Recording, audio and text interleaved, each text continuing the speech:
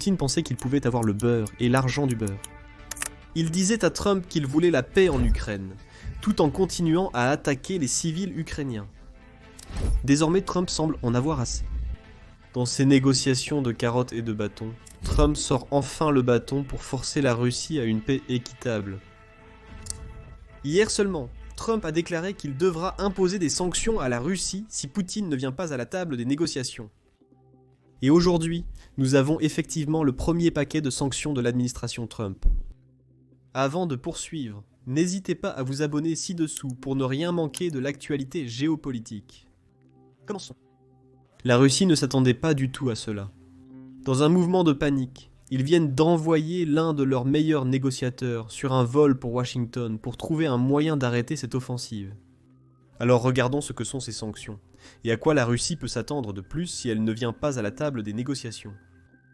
Commençons par les commentaires de Trump d'hier. Président Poutine, vous avez exprimé de la frustration envers lui ce week-end. Prenez-vous vraiment au sérieux l'imposition de sanctions pétrolières? Non. Je veux le voir conclure un accord afin que nous arrêtions les soldats russes, les soldats ukrainiens et d'autres personnes d'être tués. Mais surtout, ce sont des soldats russes et ukrainiens qui perdent au moins 2500 êtres humains, de beaux êtres humains par semaine, et je voulais que cela s'arrête. Et certaines personnes diraient « Pourquoi vous vous inquiétez des soldats russes ou ukrainiens ?» Je m'inquiète parce qu'ils sont comme vous, ils sont comme nous tous. Et il semble que j'ai la capacité de faire ces choses. Et si je peux le faire, je pense que c'est une chose très valable à faire. Je pense que nous le ferons. Je veux m'assurer qu'il va jusqu'au bout et je pense qu'il le fera. Je ne veux pas imposer de tarifs secondaires sur son pétrole, mais je pense que c'est quelque chose que je ferais si je pensais qu'il ne faisait pas le travail. Je l'ai fait avec le Venezuela, des tarifs secondaires. Et vous savez ce qui s'est passé? Chaque bateau a quitté le port. Avez-vous vu ça? C'était une belle chose à voir. Tout le port s'est vidé. Mes mots n'étaient même pas finis. J'avais ces énormes navires. Ils prenaient en fait les tuyaux et les déversaient de là-bas. Ils ne pouvaient pas sortir de là assez vite. Parce qu'ils savent que je ne joue pas à des jeux. Donc je pense qu'il va respecter ce qu'il m'a dit et je pense qu'il va accomplir le sien. Malheureusement, il ne semble pas que Poutine ait respecté ses paroles car la Russie a continué d'attaquer l'Ukraine. Le président Zelensky a déclaré que la Russie continue de violer le cessez-le-feu qu'elle avait pourtant accepté, en partageant des détails sur ces violations. La nuit dernière, l'armée russe a poursuivi ses attaques de drones contre l'Ukraine. Un total de 74 drones ont été lancés, dont 54 Shaheds. Kharkiv a été intentionnellement visé par au moins 14 drones. Malheureusement, il y a eu des impacts. Il y a des blessés, dont 3 enfants. Tous reçoivent l'assistance nécessaire. Des frappes ont également touché les régions d'Odessa et de Sumy, ciblant délibérément les installations énergétiques et causant des dommages. Un drone First-Person View a frappé une sous-station à Sumy et à Nikopol, Dnipro. L'artillerie a endommagé une ligne électrique. Je souhaite développer un peu sur ce que fait la Russie. Ils ont essentiellement cessé d'utiliser des armes à longue portée pour attaquer les installations énergétiques ukrainiennes, mais ils utilisent des armes à courte portée, et cela inclut l'artillerie et les drones. Ils utilisent ces armes pour attaquer, croyant que cela ne rompt pas le cessez-le-feu convenu. Mais encore une fois, selon les informations publiées, cela rompt très probablement le cessez-le-feu. Revenons néanmoins à la déclaration. Près de 4000 consommateurs dans 2 régions ont été privés d'électricité à cause de ces grèves. Les frappes aériennes russes se poursuivent aussi dans la région de Sumy. Et juste d'hier à ce matin, les Russes ont utilisé près de 50 bombes aériennes guidées. Cette nature systématique et constante des frappes russes indique clairement que Moscou méprise les efforts diplomatiques des partenaires. Poutine ne veut même pas assurer un cessez-le-feu partiel. Il faut une nouvelle pression concrète sur la Russie pour mettre fin à cette guerre. Nous ne devrions pas attendre jusqu'au 11 avril, un mois après le refus russe de la proposition américaine de cesser le feu. Il faut agir le plus tôt possible. Nous sommes prêts à collaborer avec nos partenaires des États-Unis, d'Europe et du monde entier de la manière la plus constructive pour obtenir une paix digne et durable, un résultat indispensable. En plus de déclarations comme celle-ci, le président Zelensky et l'Ukraine ont également partagé des preuves de violation constante du cessez-le-feu par la Russie, et ils les ont partagées avec les États-Unis. Et c'est exactement pourquoi Je suppose que nous avons vu beaucoup plus de mouvements en ce qui concerne la pression sur la Russie de la part des États-Unis. Hier, les États-Unis ont annoncé de nouvelles sanctions et tarifs potentiels contre la Russie. Parlons maintenant des tarifs, qui sont vraiment stupéfiants. Mais voici d'abord plus de détails sur les sanctions. Les États-Unis ont sanctionné 4 individus russes et 3 entités juridiques russes, ainsi qu'un navire de fret dans ces dernières mesures contre la Russie. Cela marque le premier tour de sanctions contre la Russie depuis que Trump a pris ses fonctions. Je sais ce que vous pensez tous, encore des sanctions. La Russie est déjà le pays le plus sanctionné au monde, et la guerre continue depuis les 3 dernières années. En fait, même les responsables russes réagissent de la même manière. Vraiment ? Encore une fois ? Qu'en est-il des 15 000, 16 000 sanctions précédentes ? Ont-elles été efficaces ? Ont-elles atteint leurs objectifs ? Maintenant, bien sûr, nous savons tous que la Russie est déjà le pays le plus sanctionné au monde, et peu importe ce que disent les Russes. Ces sanctions font mal. Nous n'avons pas besoin d'entendre ce qu'ils disent, nous pouvons simplement regarder ce qu'ils font, car la dernière fois qu'ils ont commencé à négocier, la première chose qu'ils ont demandé est « enlevez toutes les sanctions, et nous mettrons la guerre en pause pendant 30 jours. » Maintenant, il est clair que c'était une demande déraisonnable, car l'Ukraine accepte sans condition, et la Russie ne va pas obtenir un si grand avantage juste pour une pause de 30 jours alors qu'elle peut se réarmer. Mais ces nouvelles sanctions ont aussi suggéré autre chose. Jusqu'à présent, l'application des sanctions n'a pas été la meilleure, et ce n'est pas seulement à propos de l'administration Trump, même sous Biden, nous appliquions très rarement et très faiblement les sanctions. Maintenant, cela change parce que tout le monde se rend compte que la Russie ne veut pas vraiment la paix. La seule façon d'apporter la paix est de forcer l'économie russe à se rendre. Ici, nous avons Keith Kellogg expliquant ce point, juste lorsque l'administration Trump a pris ses fonctions. Ce que nous voyons là-bas et ce qui s'est passé avec l'administration précédente, avec leur stratégie de tant qu'il faudra, autant qu'il faudra, ce n'est pas vraiment une stratégie, c'est un slogan. Mais quand vous regardez cela, utilisons les sanctions comme un excellent exemple, les sanctions récentes. Sur une échelle de 1 à 10, 10 étant le plus difficile et 1 le plus facile, je pense qu'en termes de sanctions, nous sommes probablement au niveau 6, mais leur application n'est qu'à environ 3. Nous avons sanctionné la flotte fantôme, non seulement la flotte, mais aussi les coques et les navires eux-mêmes. Cependant, nous n'avons pas abordé le fait que près de 70% de l'huile illicite russe est exportée. Leur principale source de revenus, c'est le pétrodollar. Ce sont le genre de choses dont nous parlons, comment appliquer une pression non seulement sur les Russes et aussi des incitations, mais aussi sur les Ukrainiens. Nous allons leur donner des incitations et des points de pression pour donner au président des États-Unis un levier pour accomplir cela. Nous procédons ainsi en discutant et en impliquant l'équipe dans le processus. Alors laissez-moi juste lire entre les lignes ici. Il est possible que vous allez appliquer davantage les sanctions qui sont déjà en place ou peut-être en ajouter plus. Et est-il possible que les armes continuent à affluer vers l'Ukraine à court terme? C'est au président des États-Unis de décider ce qu'il va faire. C'est sa décision. Mais je pense que la plupart des gens devraient être très à l'aise avec le fait qu'il sait exactement ce qu'il fait. Il sait où appliquer la pression ou ne pas appliquer la pression. Mais plus important encore, il créera un levier et utilisera ce levier à la fois avec les Ukrainiens et les Russes. Et vous pouvez lire entre les lignes que c'est ainsi en fait que vous créez un levier.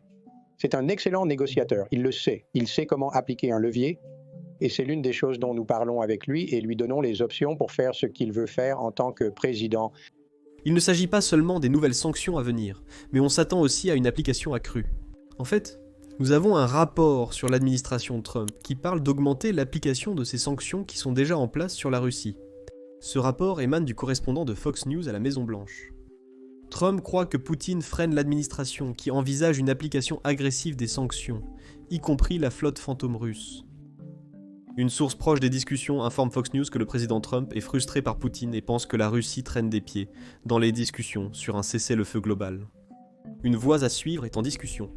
On m'a dit que l'application des sanctions est actuellement faible, comme vous venez de le voir dans le clip, et que l'interception de la flotte fantôme russe, transportant illégalement du pétrole à travers la mer Baltique, serait une cible facile pour exercer une pression.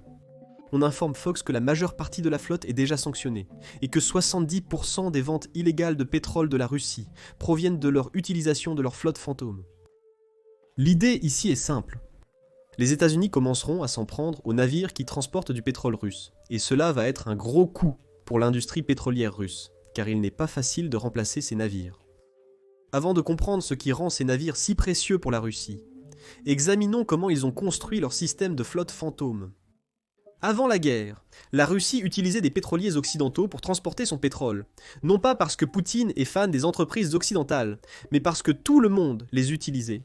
Tout le monde utilisait des pétroliers occidentaux, et ils étaient dominants. C'était pratiquement la seule option là-bas.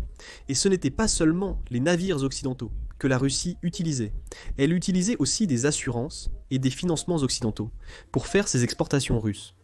Mais lorsque les premières sanctions ont été annoncées sur le pétrole russe en décembre 2022, l'objectif n'était pas d'empêcher la Russie de vendre son pétrole sur le marché, car cela ferait monter les prix, et cela nuirait à tout le monde en Europe, aux États-Unis et dans les pays en développement.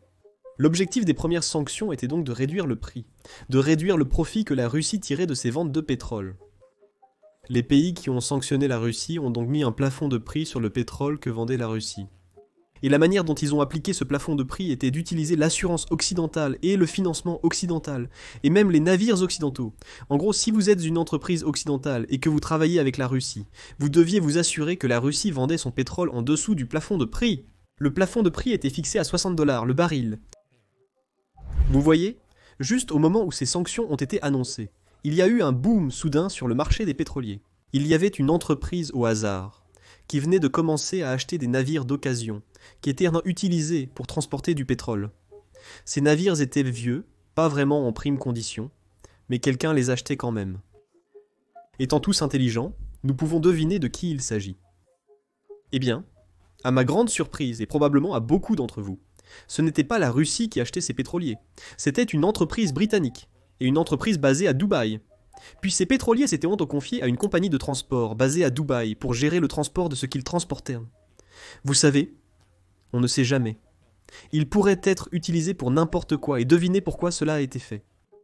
Parce que les entreprises basées à Dubaï n'avaient pas à suivre les sanctions que les pays occidentaux avaient annoncées. Vous voyez, dès que cette entreprise a obtenu cette flotte fantôme, ces pétroliers fantômes, elle est passée du transport de pétrole de partout dans le monde à transporter 90% de son pétrole uniquement de Russie. Maintenant, faire cela a donné à Moscou deux avantages. Premièrement, Moscou a dépensé beaucoup d'argent pour acheter ses pétroliers.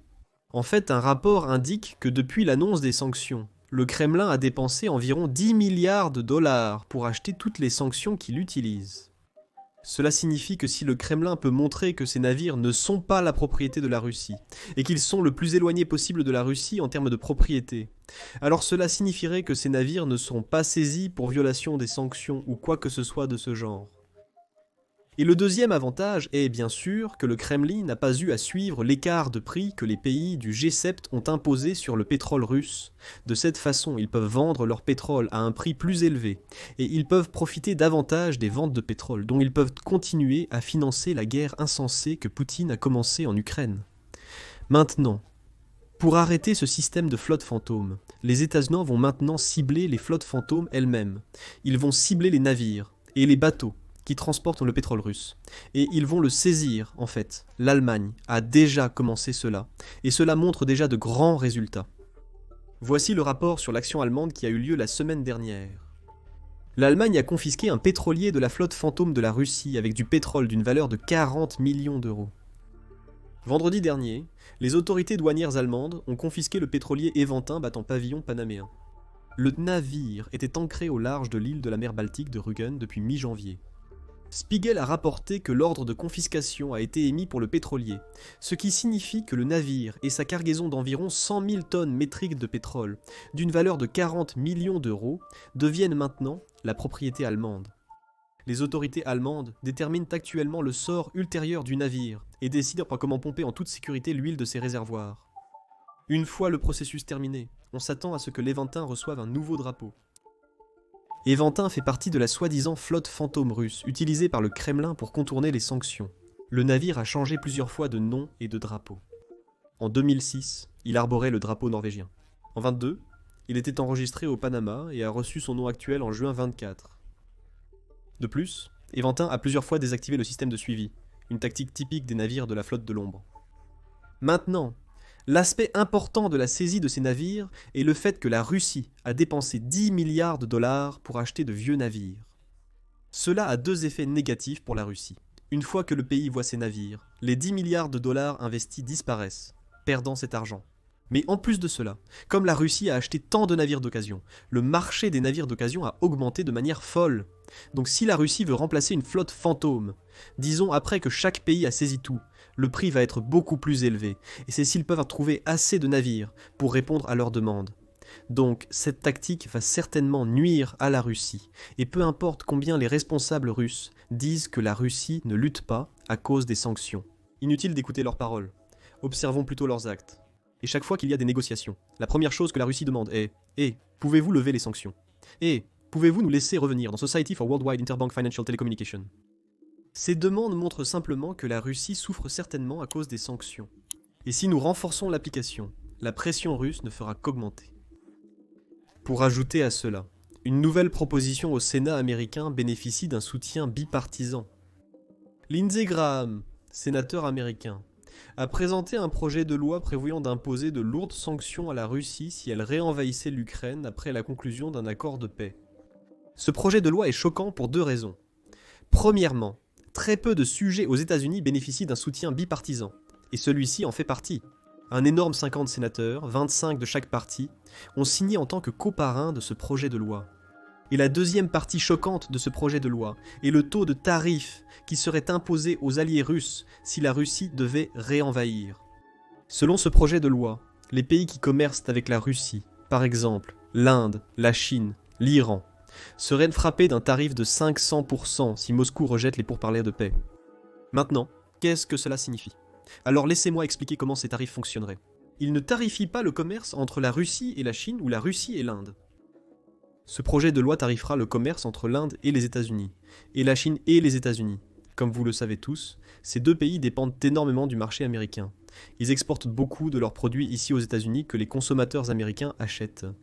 Donc s'ils ne se conforment pas, ils continuent à alimenter la machine de guerre russe, ce commerce sera affecté, et leurs économies en souffriront. C'est donc un excellent moyen de détacher la Russie de ses alliés, sanctionnant ainsi plus que l'économie russe. Nous sanctionnons non seulement le pétrole russe, mais aussi les alliés qui l'achètent à prix réduit, ainsi que d'autres produits russes. Et ce n'est pas seulement le fait que l'Inde et la Chine achètent des choses à la Russie, elles vendent aussi des choses à la Russie. Vous voyez ? Les États-Unis ont imposé de nombreuses sanctions sur de nombreux biens à double usage qui entrent en Russie. Cela inclut des choses normales, comme les CPU, inclut des choses normales, comme les souris, ou même les calculatrices.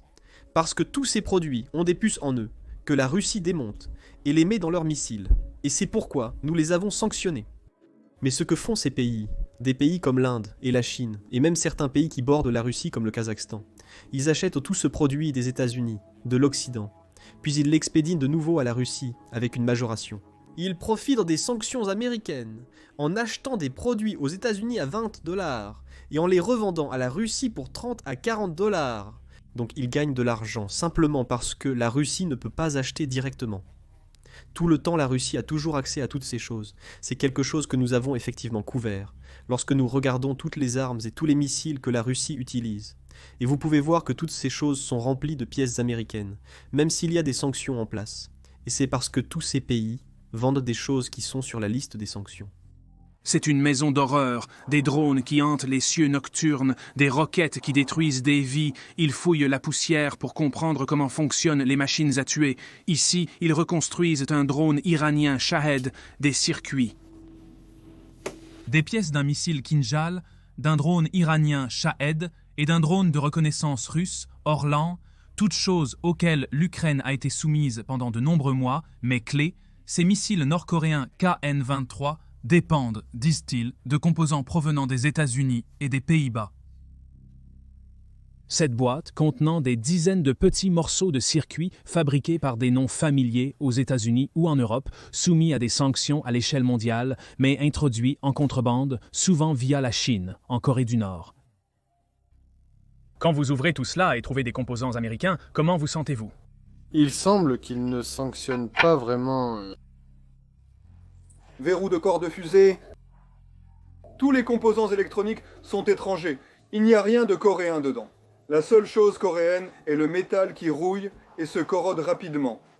Le voyage que les puces et les circuits font jusqu'en Russie peut passer par la Corée du Nord, voire la Chine en tant qu'intermédiaire, mais en fin de compte, ils sont de conception et de fabrication américaine. Les puces proviennent le plus souvent des États-Unis, mais le pays de fabrication peut être la Chine, la Malaisie, Taïwan. Cependant, cela signifie que le siège social est aux États-Unis. De toute évidence, la Russie n'est pas fan de ces développements qui se sont produits pendant ces derniers jours. D'abord Trump disant qu'il est énervé contre Poutine, puis Trump soulignant que la Russie traîne des pieds dans cette négociation. Désormais, les sanctions sont plus strictes et mieux appliquées. Nous attaquons tout ce qui fait mal. L'action de Moscou l'a confirmé. Dès que la nouvelle des sanctions a éclaté, nous avons eu un négociateur de Moscou qui a pris un vol direct pour Washington, et son objectif est de comprendre comment il peut mettre une pause à tout ce qui s'est passé ces derniers jours. Il veut mettre en pause les sanctions. Il veut mettre en pause l'application des sanctions. Voici le rapport. Il était rapporté que Kirill, le chef du fonds souverain de la Russie qui a été nommé par Poutine comme envoyé spécial pour les investissements et l'économie internationale, rencontrera aujourd'hui l'envoyé spécial des États-Unis, Steve Witkoff. Les États-Unis ont temporairement levé les sanctions contre ce représentant pour sa visite à Washington pour des pourparlers avec l'administration Trump. Maintenant, voyons ce qui se passe avec cette discussion. Espérons que la Russie accepte un accord de paix. Si c'est le cas, nous aurions tous appris une leçon importante, y compris le président Trump. La Russie ne répond qu'à la pression. La Russie ne répond qu'à la force. Tout ce temps, l'administration des États-Unis a été très gentille avec la Russie, si je peux dire. Et que fait la Russie ? Ils ont simplement traîné les pieds et demandé autant de concessions qu'ils pouvaient obtenir. Et dès que nous voyons un signe de réprimande envers la Russie à cause de leur malversation dans ces négociations, nous voyons que la Russie est prête à plier le genou. Mais les médias russes ne sont pas satisfaits du récent commentaire de Trump. Enfin, je veux vous montrer quelques nouvelles sur la façon dont les médias russes couvrent tout cela. Les journaux russes d'aujourd'hui soulignent la frustration apparente de Donald Trump envers Moscou. Le titre de Commerçant est un jeu de mots à partir de l'expression de jeu russe double ou rien, pom ili prapal. Ici, c'est Trump ili prapal, Donald ou rien. Une série de grandes déclarations du chef de la Maison-Blanche qui a dit qu'il est très en colère contre l'idée de Vladimir Poutine pour une gouvernance externe en Ukraine et qui menace des sanctions secondaires sur le pétrole russe si les mouvements de paix sont trop lents, sont ses attaques les plus fortes contre Moscou depuis son retour à la Maison-Blanche. Le titre dans Moskovski Komsomolets Trump en colère. Le président des États-Unis menace la Russie de sanctions sans précédent, mais le journal pense qu'il bluffe. La menace de sanctions secondaires est grave, mais il faut se demander pourquoi l'administration américaine précédente ne les a pas imposées.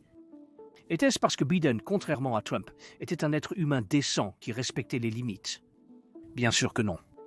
C'est simplement que l'administration Biden savait très bien que retirer le pétrole russe du marché ferait monter le prix du pétrole de 10 à 15% et que les électeurs américains devraient remplir leurs voitures avec de l'essence coûteuse provenant de ce pétrole cher, alors que l'Ukraine était quelque part là-bas en Europe. Un homme en colère, surtout un président américain, est capable de beaucoup de bêtises, mais pas de nuire à son propre pays. La colère de Trump fait simplement partie du scénario. Il est le président du monde, le juge suprême, quoi que cela puisse signifier. YouTube vient de faire une annonce stupéfiante. Il paie les créateurs 64 millions de dollars par jour. Pourquoi ? Parce que YouTube manque de créateurs actuellement. C'est pourquoi vous voyez des vidéos sur votre page d'accueil qui ont moins de 1000 vues, comme celle-ci. Évidemment, cela ne veut pas dire que chacun devrait lancer sa propre chaîne. Mais si vous vous êtes déjà demandé si vous devriez commencer une chaîne YouTube ou une chaîne sans visage, c'est le moment parfait. YouTube paie des millions chaque jour aux créateurs et favorise maintenant plus que jamais les nouvelles chaînes et les petites chaînes. Mais je suis sûr que vous avez de nombreuses questions sur comment commencer et développer une chaîne.